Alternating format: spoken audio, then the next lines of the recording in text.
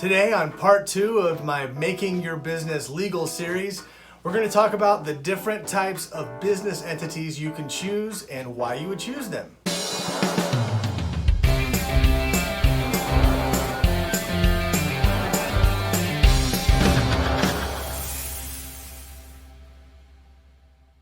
So there are many different types of business entities. I'm not going to cover all of them today. I'm just going to focus on the entity types that are relevant to the vast majority of small businesses in the United States. And the two biggest things to look at when it comes to choosing your business entity are tax and liability protection. Let's start out on the full liability side. So no limitation of liability. There, if you're an individual, we're talking about a sole proprietor. That's the first thing we're going to cover, sole proprietor. So if you have never filed any documents with the Secretary of State, then you are likely a sole proprietor. That means that you are an individual who is just doing business.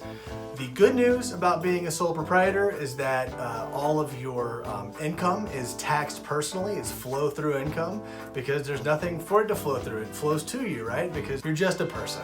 Another added benefit is that you don't have to file a separate tax return, which might save you a couple $100 a year at least. Now the scary thing about sole proprietorship is that you have no liability protection at all. So if you do something that causes yourself to have liability wearing your business hat, that is going to literally take your favorite hat off of your head. Probably not literally, because there's like bankruptcy provisions and minimum amounts that you're allowed to keep. But the point is that you want to have personal liability protection, and being a sole proprietor does not provide that. So for that reason, I do not advise being a sole proprietor unless it's just a hobby and you're trying to see how it goes. In that case, consider getting insurance at least to cover yourself. But if you're still trying to figure out, are you serious about doing whatever the venture is, that's really the only time it's a good idea to be a sole proprietor, and get insurance if you do. Entity type number 2, a general partnership. A partnership is an association of 2 or more people for profit. So it's people doing business together trying to make money. That's the technical definition of it under the statute.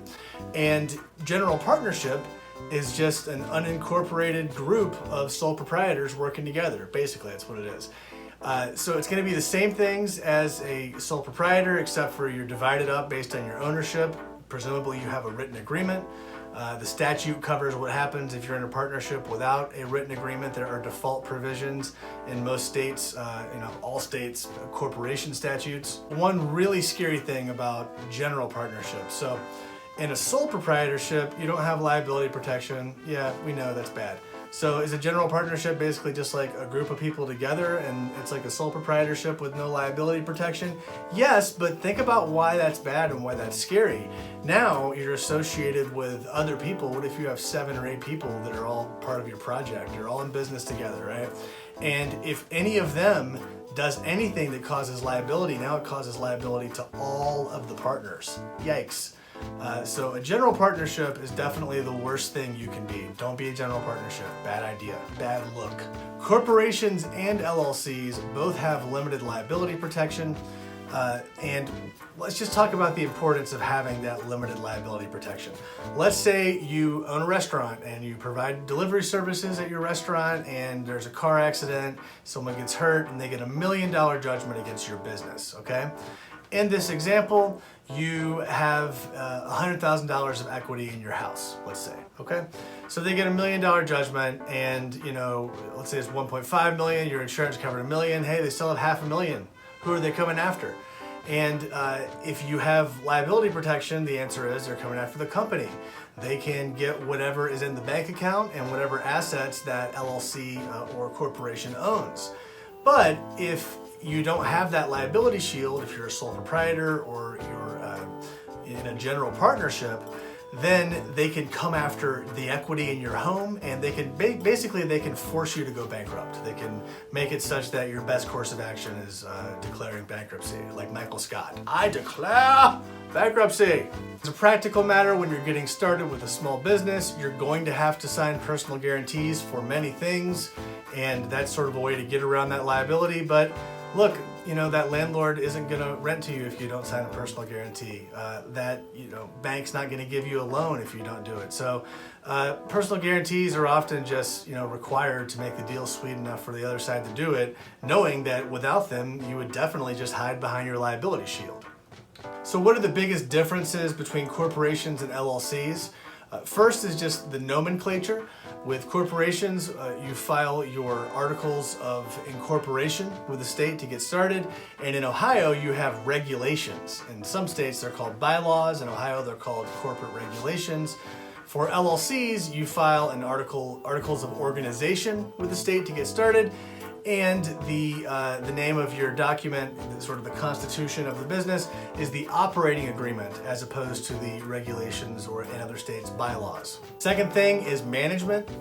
Corporations are required to have a board of directors that oversees the officers of the corporation. And in a limited liability company, you can determine whether you want to be member managed or manager managed. Member managed is more like a corporate board of directors. And manager managed is you've delegated authority for certain decisions that are spelled out in the operating agreement to one person or to one entity, and they get to decide. The third big difference between corporations and LLCs is taxation. When we talk about the taxation issue, we talked about liability and taxation are really the two biggest issues. Really, taxation at the c-corp level, if it's a c-corp, the company's getting taxed, and then you're also taxed when the dividends go to the shareholders. Now, if you are a smaller business and you have fewer shareholders, you can elect to be an s-corp, and that has magical powers that basically treat your corporation like it's an LLC and gives it flow-through taxation. So that's a beautiful thing. Now, electing s-corp status is an option for many small businesses, definitely advisable.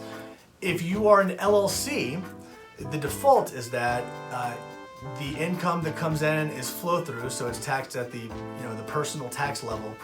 But if you work in the business, you have to pay self-employment tax if you're an LLC. If you're an s-corp, you do not.